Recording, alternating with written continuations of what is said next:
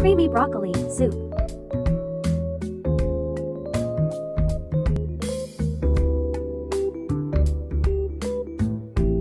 Peel off the potato skin. Cut into cube. Cut off the head of the broccoli. Chop the onion. We use Shangchu Collection, stock pot 2,500 milliliters. Add in some olive oil. Stir fry chopped onions and diced potatoes.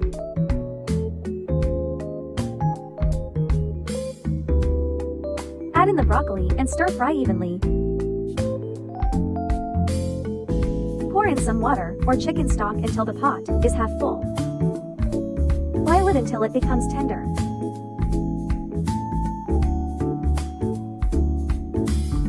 After cooling, put it into the blender and blend. Season with black pepper and salt.